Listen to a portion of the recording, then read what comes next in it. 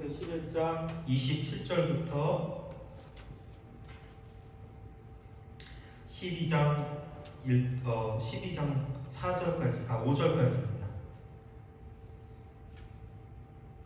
11장 27절부터 12장 5절까지 같이 한 절씩 기록하겠습니다. 데라의 족보는 이러하니라. 데라는 아브라함과 나홀과 하란을 낳고 하란은 롯을 낳았으며 하란은 그 앞에 데라가 나온 자기보다 아브라함과 나홀이 장가들었으니 아브라함의 아내의 이름은 사레며 나홀의 아내의 이름은 밀가니 하란의 딸이요 하란은 밀가의 아버지이며 또 이스가의 아버지더라. 사레는 지나지 못하고 자식이 없었더라. 데라가 그 아들 아브라함과 하란의 아들인 그의 손자 롯과 그의 며느리 아브라함의 아내 사레를 데리고 갈대인의 우르를 떠나 가나안 땅으로 가고자 하더니 하란에 이르러 거기 거류하였으며 데라는 나이가 205세가 되어 하란에서 죽었더라. 여호와께서 아브라함에게 이르시되 너는 너의 고향과 친척과 아버지의 집을 떠나 내가 네게 보여줄 땅으로 가라. 내가 큰 문을 이루고 내게 보여줘. 내 이름을 창대하게 하리니 너는 복이 될지라. 너를 축복하는 자에게는 내가 복을 내리고 너를 저주하는 자에게는 내가 저주하리니 땅의 모든 족속이 너로 말미암아 복을 얻을 것이라 하시니라. 이에 아브라함이 여호와의 말씀을 따라갔고 또 나왔으며 아브라함이 하나님 떠난 지 75세였더라. 5절 함께 읽겠습니다. 아브라함이 그의 아내 사레와 조카 롯과 하란에서 모든 소유와 얻은 사람들을 이끌고 가나안 땅으로 가려고 떠나서 마침내 가나안 땅에 들어갔더라. 아멘. 성경에 보면 우리가 성경 읽다 보면 왜 성경에 이렇게 이걸 왜 기록해 두었을까라는 한 번의 의구심을 가질 때가 있는데 그것이 무엇이냐면 이 사람들의 이름들이 쭉 나열되어 있는 거, 그 다음에 이제 족보거든요. 창세기 5장에도 족보가 나오고 오늘 다 읽진 않았지만 창세기 11장에 보면 10절부터 셈의 족보가 쭉 나오고 있거든요. 셈의 족보도 그렇고 마태복음 1장에도 처음 시작할 때부터 족보의 내용이 나오고 그 다음에 누가복음 3장에도 보면 족보의 내용이 나옵니다. 이 창세기 11장은 셈의 그 족보가 쭉 나오거든요. 10절부터 우리가 읽었던 이 데라의 족보까지 해서 이 셈의 족보가 나열되어 있습니다. 그러니까 노아 홍수 이후에 노아의 아들로부터 아브라함까지가 나오는 게 바로 이 족보인 거죠. 그리고 창세기 5장에 보면 아담에서부터 셈까지의 족보가 쭉 나와 있습니다. 그래서 창세기 5장에 보면 13대 아담부터 셈까지 13대가 나와 있고 오늘 여기 11장에 나와 있는 이 셈의 족보도 딱 13대 이렇게 마치 5장과 11장이 대칭을 이루듯이 13대가 딱 이렇게 이루어져 있습니다. 그리고 마태복음 1장에 보면 어떻게 되어 있냐면 쭉 그리스도까지 족보가 이어지거든요. 그리고 누가복음 3장은 특별히 거꾸로 역순으로 누구 이상은 누구이고 누구 이상은 누구이다 이러면서 아담까지 가는 것이 아니라 아담 그 이상 하나님께로부터 하나님까지 이릅니다. 그 족보가. 그러니까 이 족보를 통해서 우리에게 알려주시고자 하는 분명한 목적이 있다는 거죠. 그것이 무엇이냐면 인류의 시작, 민족의 기원이 무엇인지를 우리에게 알려주실 뿐만 아니라 하나님이 선택한 백성들을 어떻게 하나님이 선택하시고 하나님이 창조하시고 하나님의 족보에 그 이름이 들어가는지를 분명하게 기록하고 있다는 것입니다. 인간의 어떤 개입, 노력 그게 아니라 하나님께서 일방적으로 그 족보를 만들어 가신다는 거죠. 우리가 읽었던 본문 보면 데라의 족보가 나오는데 그 데라의 족보가 쭉 나오다가 어디에 집중하냐면 아브라함에게 주목하거든요. 그 아브라함에 딱 주목하신 다음에 멈춰서서 아브라함의 가정이 어떤 상태인지를 우리에게 구체적으로 말씀해 주고 있습니다. 우리 시전에 있는 말씀처럼 잘 아는 것처럼 어떻게 말씀 9절부터 30절에 보면 이렇게 말씀하고 있거든요. 아브라함과 나홀이 장가들었으니 아브라함의 아내 이름은 사레며 나홀의 아내 이름은 밀감이 하란의 딸이요 하란의 밀감은 아버지며 또 이스가의 아버지더라. 그러면서 30절에 성경에서 뭐라고 말씀하고 있냐면 사레는 임신하지 못함으로 자식이 없었더라. 여러분 그 앞에 있는 족보 수많은 족보들의 내용을 보면 어떤 내용의 특징이냐면 몇 살까지 살고 자식을 많이 낳았다라는 걸 다 기록해 두고 있거든요. 그러니까 족보의 특징이 뭐냐면 자손이 많았다라는 것을 딱 기록해 두고 있다라는 것입니다. 그런데 하나님께서 이 아브라함을 선택하시고 아브라함에게 약속을 주시는데 그 약속이 무엇이냐면 너를 큰 민족을 이루게 하겠다는 거죠. 너를 통해서 큰 민족, 창대하게 만들어 주겠다라는 분명한 약속을 아브라함에게 주셨는데 아브라함의 집에 딱 봤더니 그 아내 사레는 임신하지 못하고 있다는 것입니다. 아니 좀 아기를 많이 낳는지 좀 자손이 많은 집을 선택하셔서 하나님께서 그 자손을 통해서 더 크게 만들고 창대하게 만들고 큰 민족을 만들면 좋은데 하필이면 아브라함을 선택하셨는데 그 아브라함의 집은 나이도 많고 심지어는 나중에요 이 사례가요 이 생리가 끊어져서 자연적으로는 도저히 임신하지 못하는 지경까지 이른 이 집을 하나님이 택하고 있다는 것입니다.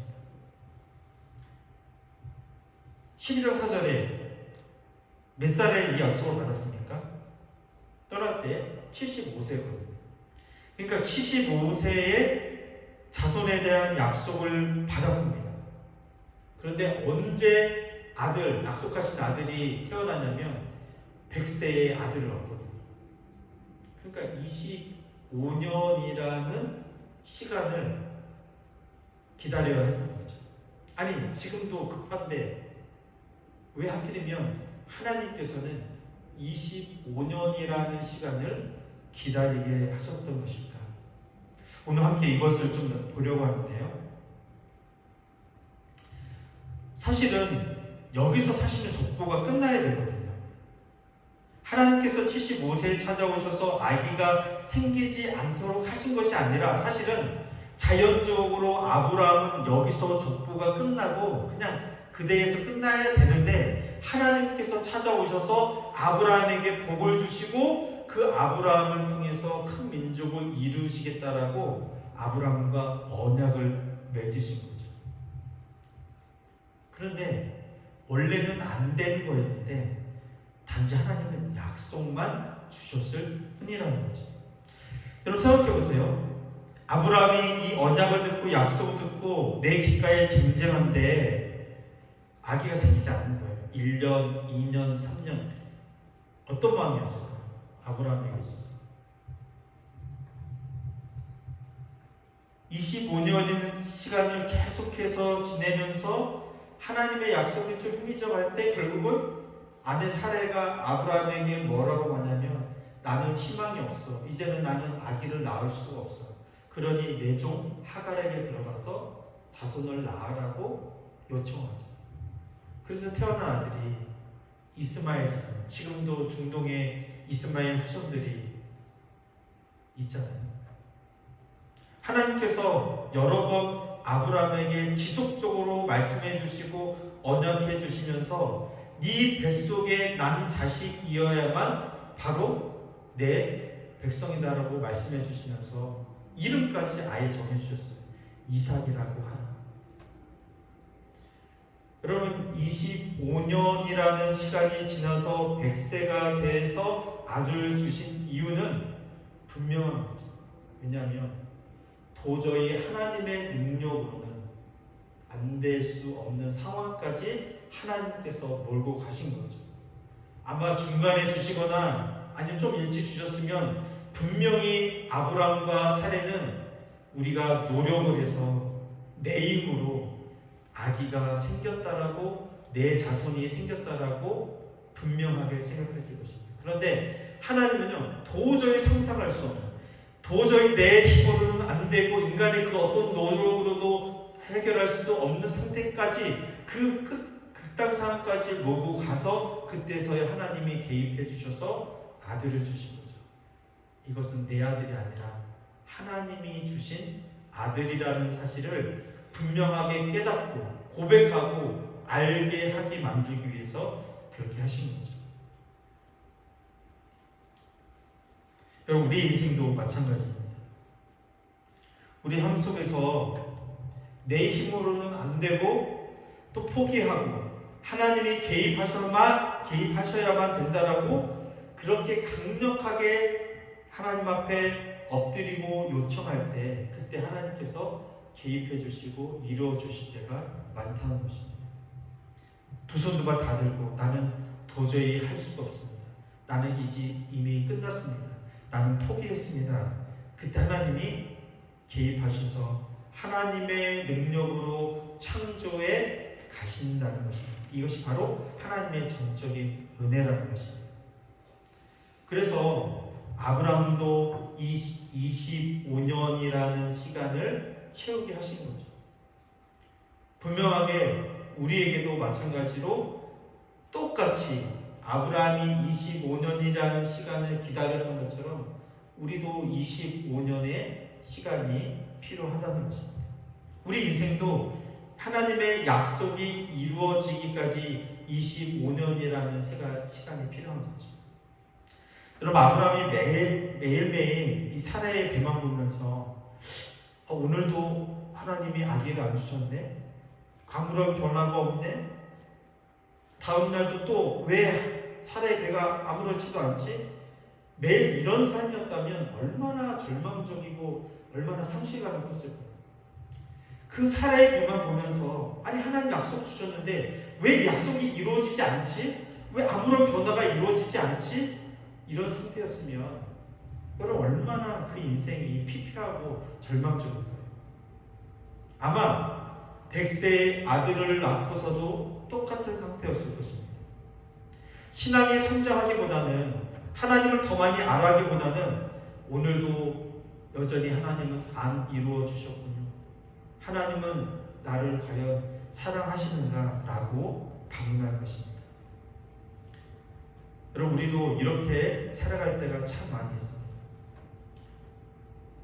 기도 응답이 안 이루어지면요, 안 이루어지는 그 시간은 마치 우리의 즐미고 우리의 상실감이고 우리의 낙심이 되고 우리의 고통이 된다는 것입니다. 하나님, 언제까지 기다려야 합니까? 하나님, 기다리다 못해 지쳤습니다 라고 말하면서 낙심하고 절망하고 초조해하고 상실되고 그런 삶이 반복된다는 것입니다. 그래서 이 25년 동안 정말 가치 있고 올바른 방법을 배워야 한다는 거죠. 오늘은 바로 이 25년이라는 시간, 아브라함이 이 25년이라는 기간을 어떻게 보냈을까? 사실은 그 시간은요, 믿음으로 채우는 시간입니다.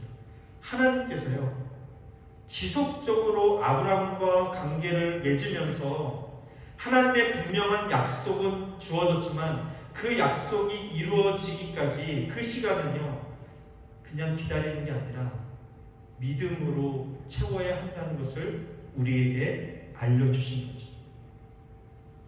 그래서 우리 신앙의 자세, 신앙의 기초가 있는데 그것이 무엇이냐면 기다림이거든요. 왜냐하면 성경을 보니까 하나님의 수많은 약속으로 채워져 있고 하나님의 백성들이 그곳에서 무엇을 하냐면 그 약속을 기다리면서 믿음으로 채워갔다는 것입니다. 믿음으로 조금씩 자신의 삶을 채워가면서 하나님을 더 많이 알아가고 하나님을 더 많이 신뢰하고 하나님을 더 가까이 나아가는 삶을 살아갔다는 것을 우리에게 보여준다는 거죠. 그래서 이 25년 동안 기다리면서 하나님을 신뢰하는 것입니다. 또 기다리면서 하나님께 더 가까이 나아가는 것입니다. 약속이 주어지지 않고 오히려 더 희미해져가고 우리의 힘이 빠졌을 때 그 믿음이 조금씩 자라가고 성장하고 간다는 것입니다. 우리가 무엇을 알 수 있냐면 우리 함께 읽었던 본문 말씀 처음에 아브라함에게 주신 복이 무엇이냐면 내가 너로 큰 민족을 이루고 내게 복을 주어 내 이름을 창대하게 하리니 너는 복이 될지라. 너를 축복하는 자에게는 내가 복을 내리고 너를 저주하는 자에게는 내가 저주하리니 땅의 모든 족속이 너로 말미암아 복을 얻을 것이라 하신지라. 아브라함이 이 축복을 받을 때 아브라함이 무엇을 했습니까? 아브라함은요 아무것도 한 것이 없습니다. 아브라함에게 선한 것이 그 어떤 것도 없었습니다. 하나님이 일방적으로 아브라함을 부르시고 그 아브라함에게 복을 주셨습니다. 약속도 주셨습니다. 아브라함이 한 게 아무것도 없어요. 하나님이 그냥 거저 주신 거라는 거죠. 그리고 아브라함은 복을 받고 이동을 한 거죠. 그 약속을 따라. 그런데 아브라함의 일생 중에서요, 왜 아브라함이 믿음의 조상이라고 우리가 일컫냐면 그런 별명이 붙었냐면 엄청난 일을 했잖아요. 아들 이삭을요. 하나님이 제물로 바치라고 하니까 새벽 일찍 일어나서 장작을 메고요 이삭을 끌고 모리아산으로 올라가잖아요. 아들을 제물로 진짜 바치려고 했거든요.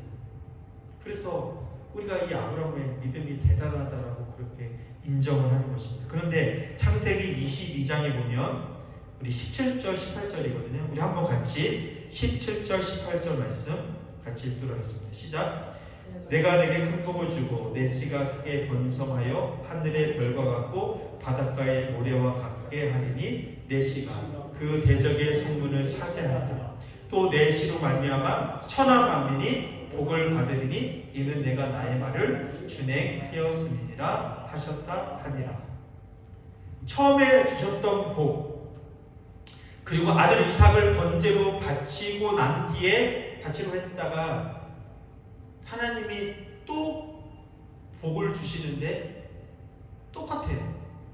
처음에 주신 복이나 이삭을 하나님께 바치려고 했던 그 이후에 하나님께서 주신 복 내용이요 똑같아요.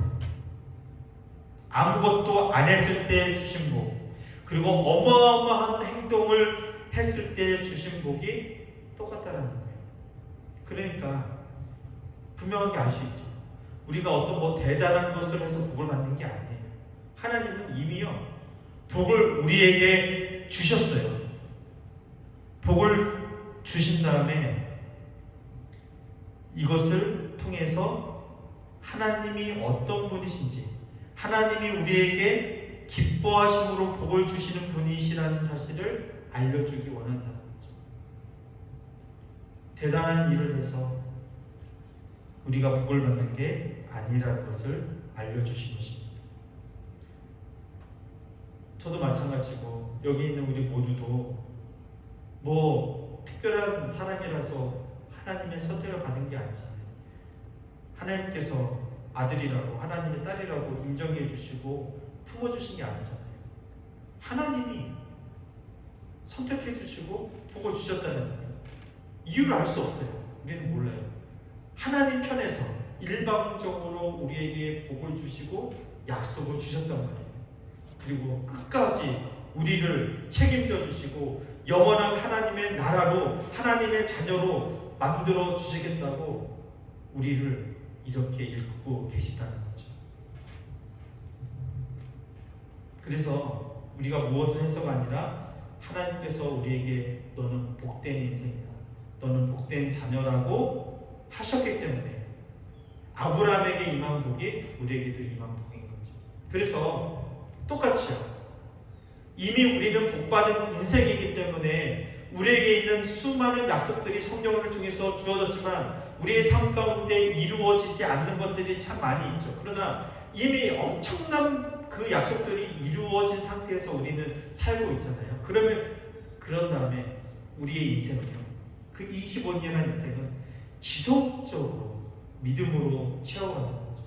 매일 매 순간 우리에게 주시는 하나님의 복을 가지고 하나님을 향한 믿음으로 하나님에 대한 신뢰로 한 걸음 한 걸음 조금씩 조금씩 성장하고 변화되고 자라가야 한다는 것입니다. 바라기는 저와 여러분들이 그러한 삶을 살 수 있기를 간절히 소망합니다. 아브라함도 실수하고 또 연약한 모습을 보였거든요. 인간이면 그럴 수밖에 없습니다.